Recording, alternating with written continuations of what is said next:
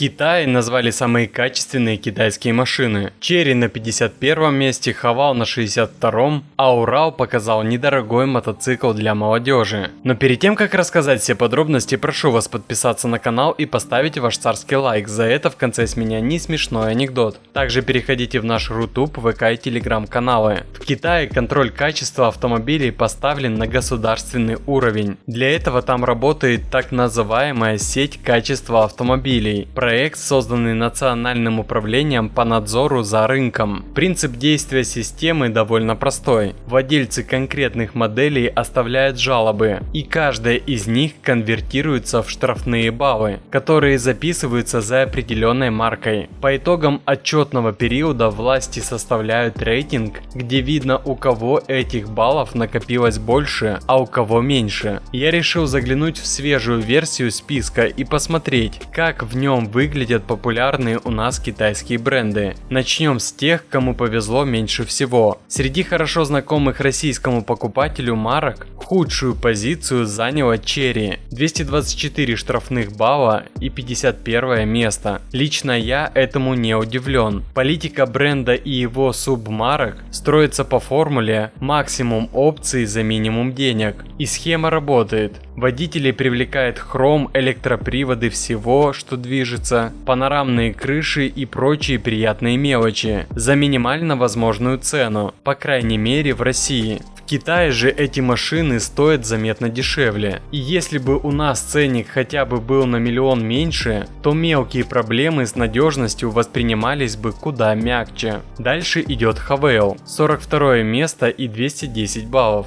Немного лучше, но все же далековато от идеала. Удивительно, ведь тот же Jolion уверенно закрепился в российских таксопарках и стабильно входит в топ продаж для частных покупателей. Более того, он регулярно конкурирует с Ладой Вестой за вторую строчку в ежемесячных рейтингах. Но в Китае Jolion популярности не снискал. Там прибыль бренду приносят другие модели, которые, судя по всему, не лишены досадных недостатков. Чуть выше расположился Чанган, 30 место и 194 балла. Отставание от Haval небольшое, но отрыв от Chery уже солидный, 21 позиция. В России бренд попал в неприятные истории, например со спинками передних кресел, которые ломались в авариях. Однако компания всегда оперативно реагировала, тестировала, отчитывалась и убеждала всех в безопасности своей продукции, списывая негатив на происки конкурентов. Массовых же жалоб на коробки, моторы или электронику у этой марки не помню. Среди востребованных в России китайских брендов лучше всех в этом рейтинге показала себя Geely, 192 балла и 27 позиция. Никакого сюрприза. В последние годы о свежих моделях Geely редко можно услышать плохое слово, хотя 10 лет назад все было иначе. Машины быстро и безжалостно покрывались ржавчиной. Теперь эта проблема позади. Единственное, что мешает марке в России – цена. Ее автомобили заметно дороже аналогов конкурентов. А на вершине списка Voyah со 153 баллами. В России марка есть, но популярностью не пользуется. Причина проста. Машины стоят от 4 до 7 миллионов рублей, а более доступных моделей у бренда нет. А для тех, кто планирует сэкономить до 40% на покупке автомобиля, используя лазейку в утильсборе, рекомендую обратиться в Hotcar Online. Ребята поставляют автомобили с аукционов Японии и внутренних рынков Южной Кореи и Китая с полным набором услуг от поиска и покупки до отправки, оформления и доставки в ваш город.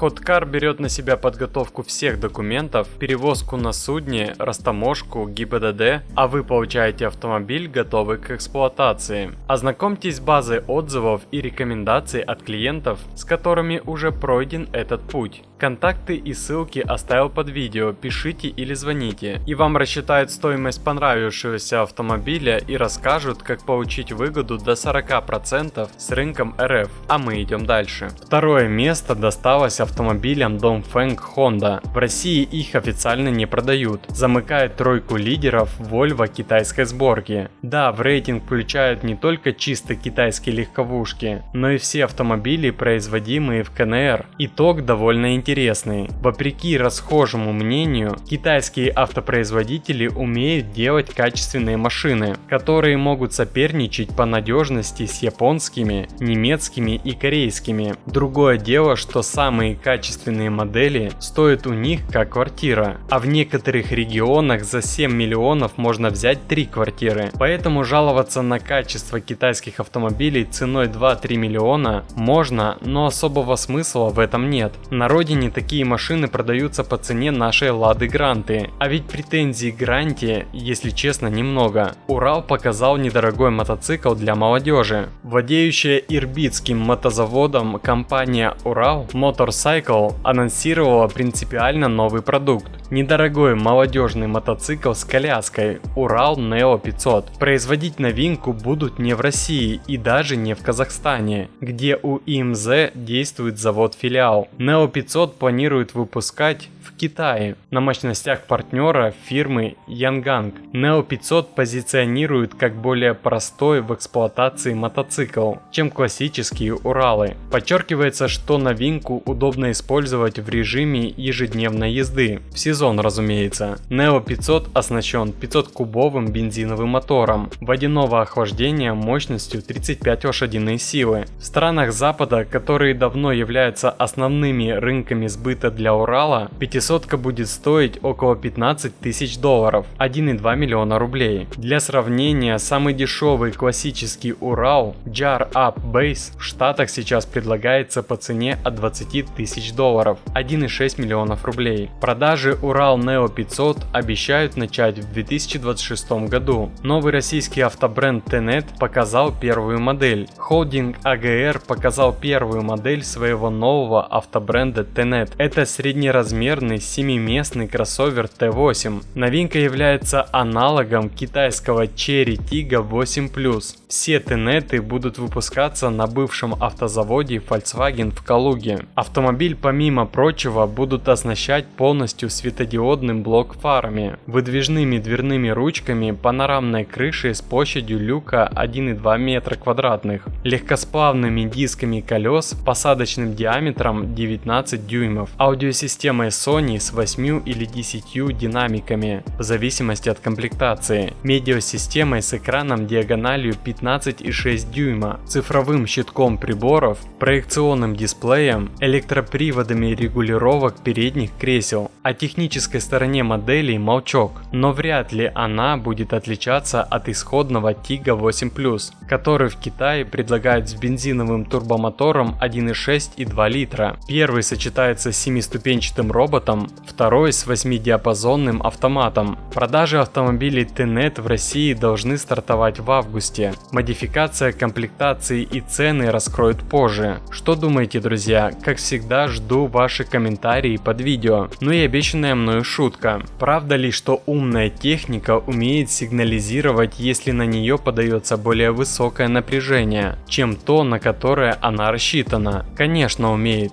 Индикация подачи напряжения выше нормы реализована в виде дымка, поднимающегося над корпусом. А больше автоновостей, инсайдов и юмора вы найдете в наших Рутуб, ВК и Телеграм каналах, ссылки в описании.